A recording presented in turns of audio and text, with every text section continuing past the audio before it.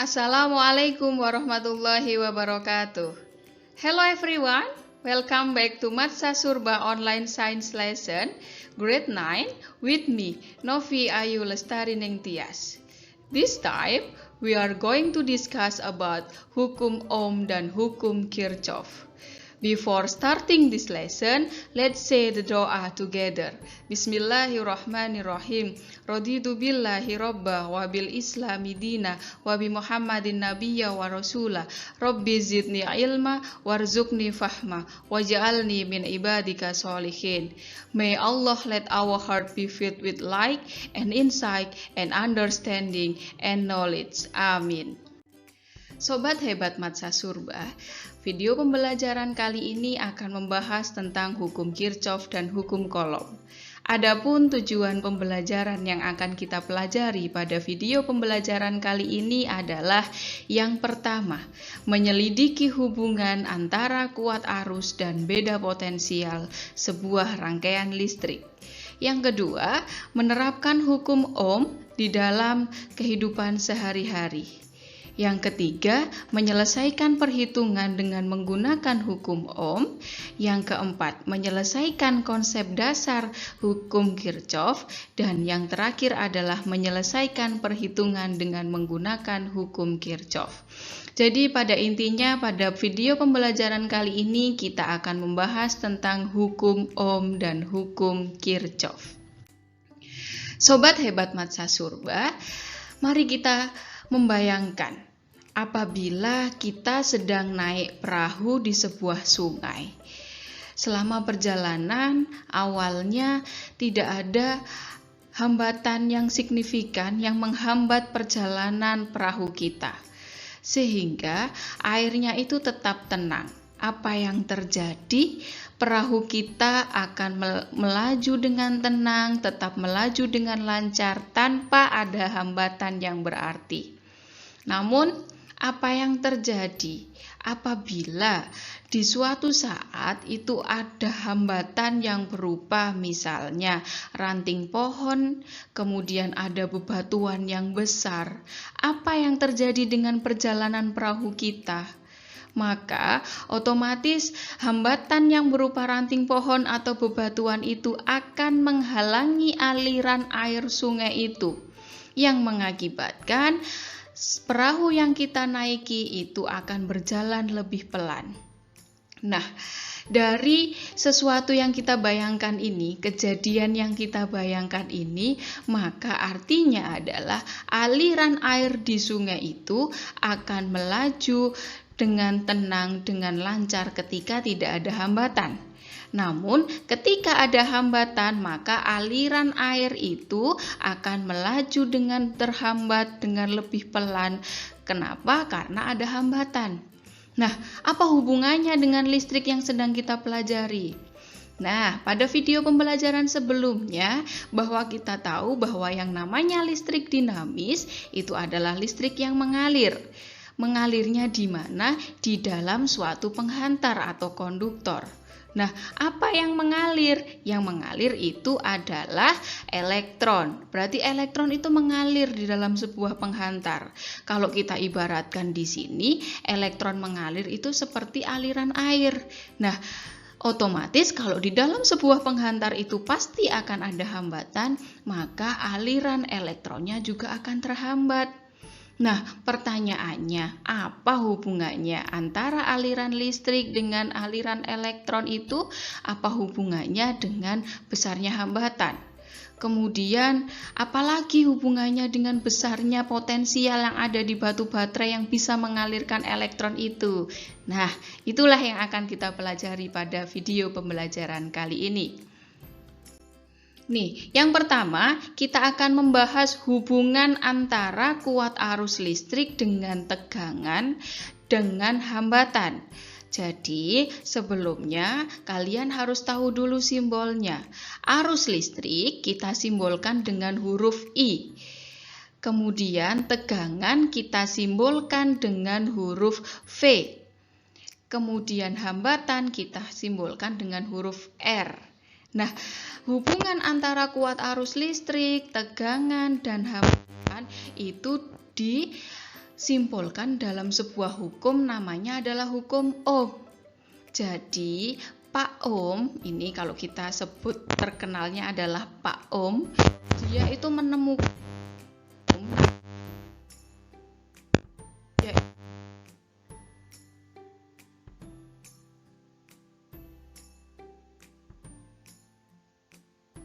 Nah, beliaunya kesimpulan bahwa arus listrik itu akan berbanding dengan tegangannya, tapi berbanding terbalik dengan hambatannya. Itu artinya berbanding lurus. Dengan siapa? Dengan tegangan. Berbanding terbalik dengan hambatannya. Nah, maksudnya ini kita bahas itu artinya berbanding lurus ya.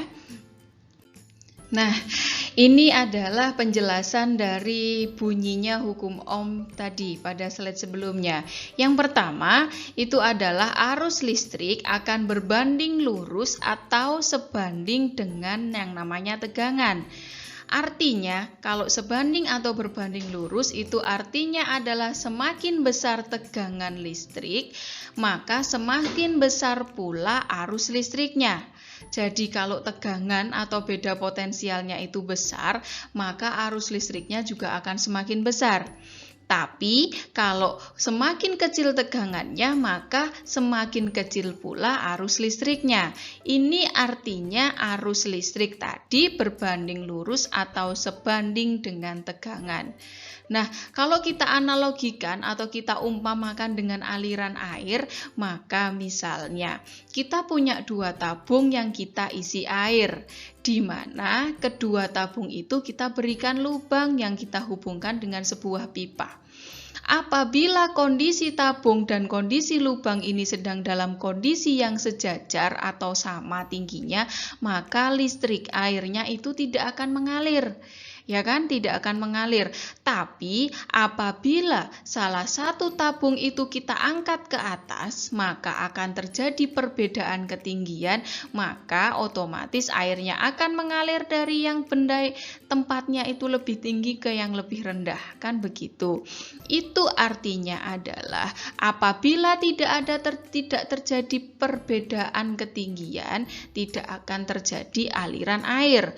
Begitu pula dengan tegangan pada arus listrik. Apabila tidak ada terjadi beda potensial atau beda tegangan, maka tidak akan terjadi arus listrik.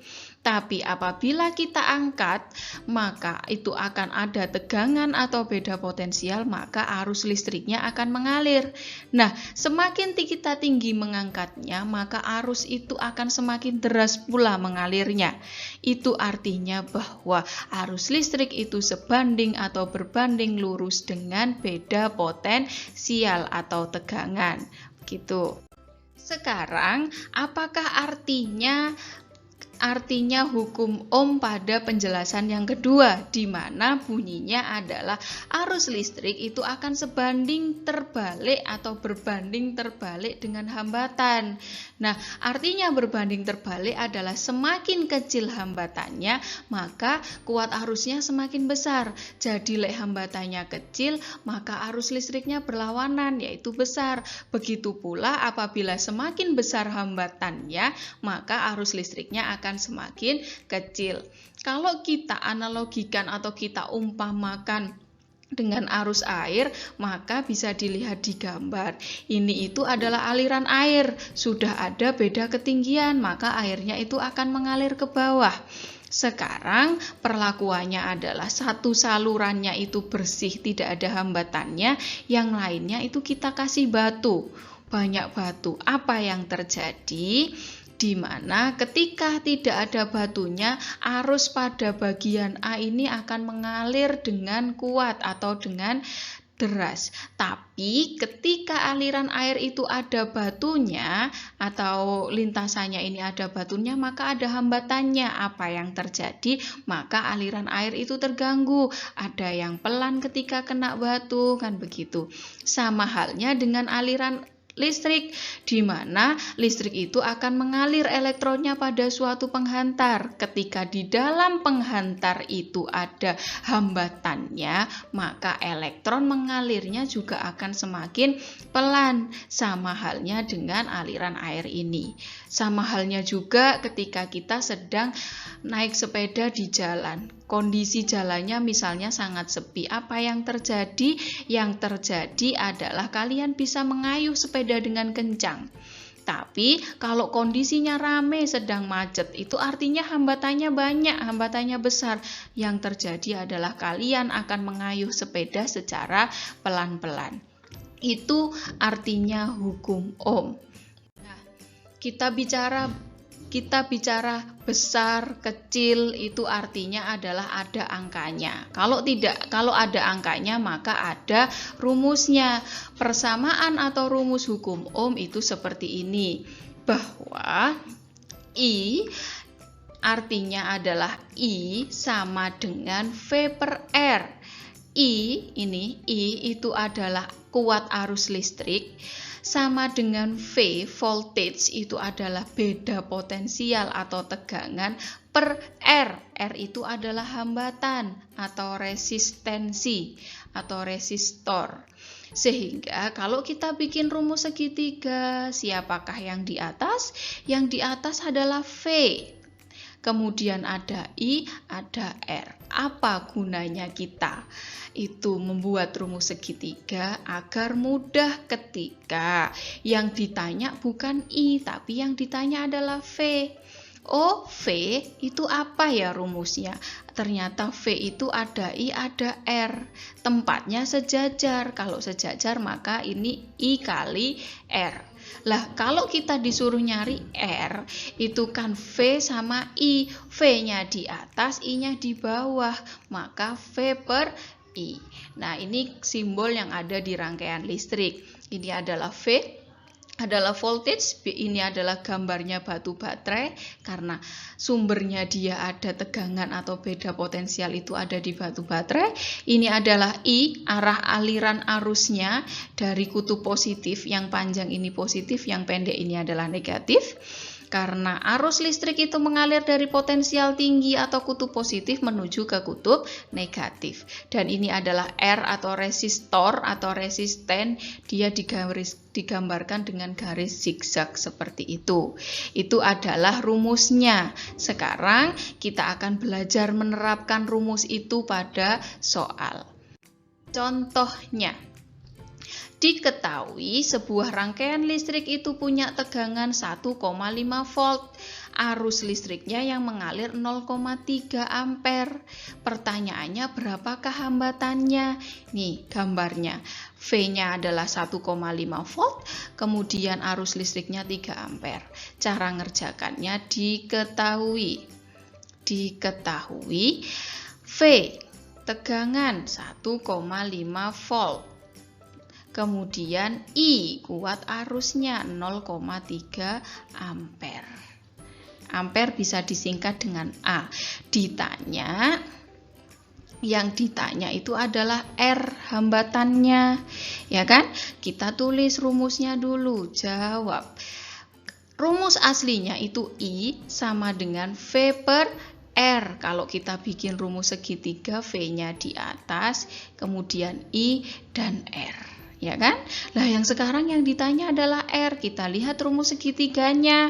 Rumus segitiganya kalau R itu V-nya di atas, I-nya di bawah, maka dihubungkan dengan tanda bagi, ya kan? Sehingga kita tulis V-nya adalah 1,5 volt dibagi 0,3. 0,3 itu bisa kita tulis 3 per 10. Nah, ada pembagian bertingkat, maka sama dengan perkalian yang dibalik, atau 1,5 pembaginya ini diganti kali, tapi bawahnya ini dibalik, 10 dibagi 3. Kita coret saja, 3 bagi 1,5 ketemu 2, 10 dibagi 2 hasilnya adalah 5, satuannya adalah ohm. Nah, 5 ohm itu bisa ditulis dengan 5 begini. Nah, ini adalah tandanya ohm. Sudah selesai. Gampang kan? Oke, gampang. Sekarang kita akan memasuki hukum yang kedua, yaitu tentang hukum Kirchhoff. Hukum Kirchhoff itu dia ditemukan oleh Pak Gustav Robert Kirchhoff. Dia menyatakan bahwa kuat arus total yang masuk melalui titik percabangan dalam suatu rangkaian listrik itu sama dengan kuat arus total yang keluar titik percabangan. Apa artinya? Gampangnya adalah jumlah. Ini adalah sigma. Sigma itu adalah jumlah. Jumlah I masuk sama dengan jumlah I keluar. Artinya adalah ini bicara cabang A, ini adalah ada cabang A, di mana pada cabang A ini ada garis-garis yang keluar dan masuk, ditandai dengan anak panah. Kalau dia anak panahnya menuju ke titik A, itu artinya adalah dia I ini masuk cabang A, karena dia menuju, berarti yang masuk itu adalah I1. Kita lihat I2, I2 itu panahnya menjauhi cabang, maka I2 itu tidak masuk, tapi I2 itu adalah keluar. Begitu juga I3, dia juga keluar. Tapi I4 itu arusnya mendekati atau masuk ke cabang A, sehingga I4 itu kita tulis. Ditambah dengan I5 yang panahnya juga masuk. Ya, yang namanya sigma itu ditambah. Sama dengan yang keluar tadi adalah I2 ditambah I3. Nah, inilah sekarang persamaannya. I1 ditambah I4 ditambah I5. Kalau dijumlah harus sama dengan I2 ditambah I3. Nah, bagaimana kalau ada di rangkaian listrik? Ini adalah gambar hukum Kirchhoff ketika ada di rangkaian listrik. Nah, ini ada banyak I. 1, 2, 3, 4, 5, 6. Ini semuanya sama. Kok sama? Iya, karena dia tidak keluar cabang sama sekali. Dia lurus, maka I dimanapun hasilnya sama. Berarti yang kita lihat adalah I. Ada I1, ada I2, I3. Kita tulis persamaan hukum Kirchhoff bahwa I masuk akan sama dengan I keluar. Kita kasih ini adalah cabang A. Yang masuk ke cabang A, berarti kalau kita bicara cabang A ya hanya bicara 4 garis ini ya yang dihubungkan ke A. Jadi I1, I2 sama I3. Yang masuk hanya I, yang keluar I1 ditambah, ya kan, ini juga keluar I2 ditambah I3. Ini adalah persamaannya. Bagaimana dengan I yang lainnya? Dia hasilnya harus sama dengan I ini, I yang masuk di cabang A. Oke, ini tidak ada angkanya. Sekarang agar lebih paham kita bicara yang ada angkanya. Nih, ada cabang. Ini misalnya saya kasih cabang A, ini kasih cabang B. Kalian ditanya berapakah I3 dan berapakah I5. Caranya sekarang kita perhatikan dulu cabang yang A. Wes, kita perhatikan cabang A. Kita tulis bahwa I masuk itu harus sama dengan I yang keluar. Yang masuk ke cabang A itu hanya I1, ya kan? Hanya I1. Yang keluar cabang A, lihat anak panahnya, dia menjauhi cabang A. Itu ada I2, ada I3, ada I4. Sekarang dilihat angkanya. I1 itu 3 sama dengan I2 itu 1 ditambah I3 yang kita cari ditambah I4-nya 0,5. Ya kan? Sehingga 3 sama dengan 1 ditambah 0,5 itu 1,5 ditambah I3. Maka I3 sama dengan 3 dikurangi 1,5 yaitu 1,5 ampere. Sudah ketemu. Oke, ketemulah I3 yaitu 1,5 ampere. Sekarang berapakah I5?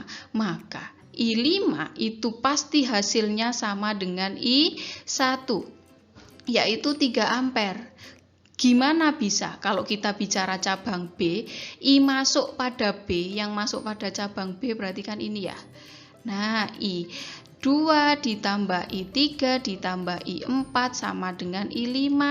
I2 tadi 1 ditambah 1,5 ditambah lagi 0,5, hasilnya kalau kita hitung adalah 3 ampere.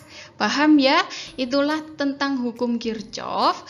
Nah, karena kalian tadi sudah menyimak tentang hukum Ohm dan hukum Kirchhoff, maka bisa kita tarik kesimpulan bahwa hukum Ohm itu adalah hubungan antara arus listrik dengan tegangan dan hambatan, di mana arus listrik itu berbanding lurus atau sebanding dengan tegangan, tapi berbanding terbalik dengan hambatan.